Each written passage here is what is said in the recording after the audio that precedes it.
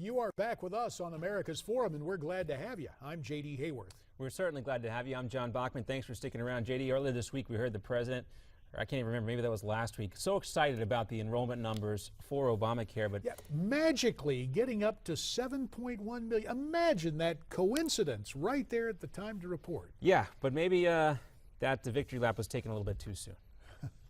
Truth is, even more folks want to sign up. So anybody who was stuck in line because of the huge surge of demand over the past few days can still go back and finish your enrollment. Or can you? The president touting the success of Obamacare last week from the Rose Garden, or Monday, whenever it was, and the sun came out and everything was well again. But the question of the long-term viability of Obamacare remains. We just heard also there's been another glitch with healthcare.gov closing the window for applicants. This as new fallout emerges. Many insurers and state exchanges are refusing to sell policies to people after the enrollment period ended for healthcare.gov.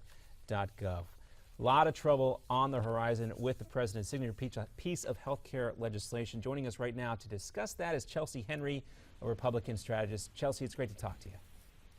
Great. Thank you so much for having me, and happy Friday. That's happy right. Friday to happy you. Friday. Sadly, this saga of Obamacare, Chelsi, has not been happy for a majority of Americans. The president put on his best happy face. We heard from him the other day. It's been called by many of us a so-called victory lap. Was that premature? Oh, absolutely. It was a very premature victory lap. There are still unanswered questions, from the White House that need to be answered. I mean, how many of those who signed up for coverage have actually paid for the coverage is still a question that we need answered. We need to know how many of those who signed up for coverage were previously uninsured.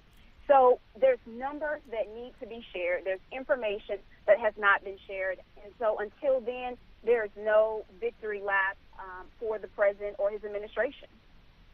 Well, as we take a look at this, and the politics are one thing, Chelsi, but otherwise there's the genuine public policy concern of a lot of people who were law-abiding citizens who were signed up for health insurance that was deemed substandard. Now, we had the president, by executive fiat, not by constitutional authorization, tell insurance companies, hey, just extend those policies and we'll move forward.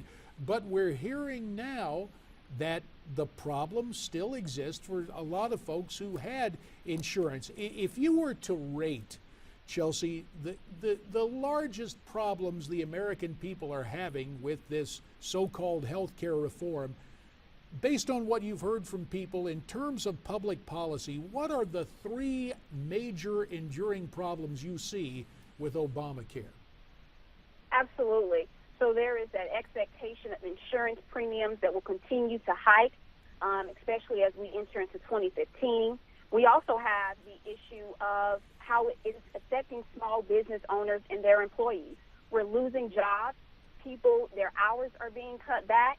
And then most importantly for anybody when we think about health care is the access and quality of health care. And so you have Americans today, since Obamacare has been in place, and they signed up, they were told that their health care provider would be able to provide for them under Obamacare, but guess what? They are arriving at the doctor's office and their doctors are not accepting Obamacare. So what do we tell these people? And so those are the major issues, if we wanted to rate, of how Obamacare is negatively affecting Americans. And so what we and I want to see as a Republican is, and what we have been discussing, is patient-centered solutions, and that's what we need to be focused. We need to be focused on lowering health care costs and protecting jobs. This is America.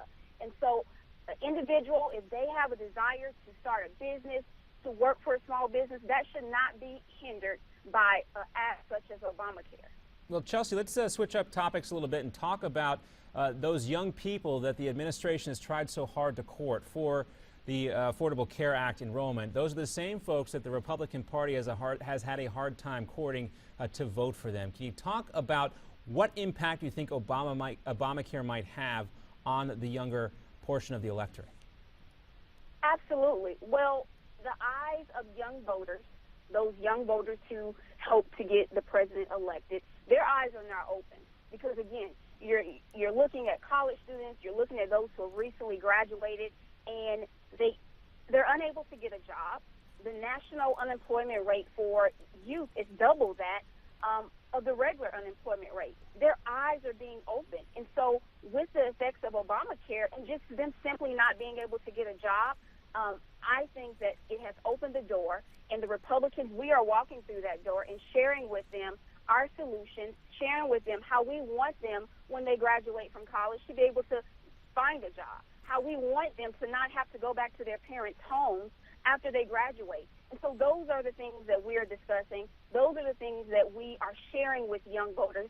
So in 2014, in 2016 and beyond, they can see how voting for the Republican candidates for those fiscal policies positively affect them and how they can live out their American dream.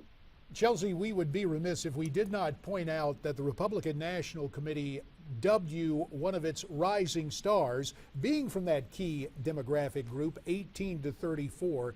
I'm wondering, the real life stories you hear, far from the roar of the grease paint, the smell of the crowd, and party talking points, people with whom you went to school, younger people trying to go to work, people perhaps entering the health insurance market for the first time, or those who are staying on mom and dad's insurance, as they can do now by law, through age 26. What have you heard from real life contemporaries about Obamacare? Absolutely. So I was just chatting with a friend last week, and they literally texted me. It may have been all of 5 o'clock in the morning, and it was because, one, they were frustrated with trying to sign up for Obamacare. They had called the number. It was just a disaster for them and their experience.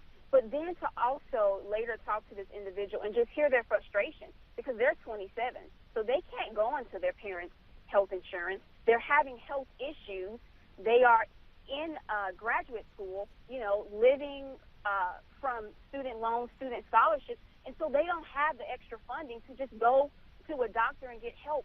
And so to hear that frustration from somebody who's very close to me and dear to me, that's the reality of it. It is affecting people's lives. It's affecting people's lives my age, and it should be a concern for all Americans that a student who is investing in themselves, who wants to better our economy, who wants to better America, is frustrated and not focused on their studies because of health care.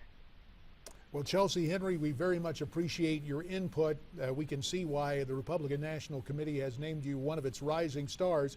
And again, with public policy and politics, real problems affecting real people, and it's obvious that those problems will redound politically to the left, offering this huge command and control program to try and overtake 1/6 of our economy. Well, Chelsi talked about a very important sub-demographic of that key demographic, those 27 to 34 who cannot stay on their parents' health insurance plan. Those could be some voters that turn to go the other way, maybe voted for President Obama, maybe thinking about an alternative this time because they're feeling the pain of these premium increases. More to come here in America's Forum when we come right back with another news update, plus Morgan Thompson and Ed Berliner will join us here in the set to talk about one of these big stories making news today. You heard about this baseball player trying to get paternity leave? I have heard about it. It's not a paternity rap, except against the major league team and some sports radio talk host. Very interesting. We'll have that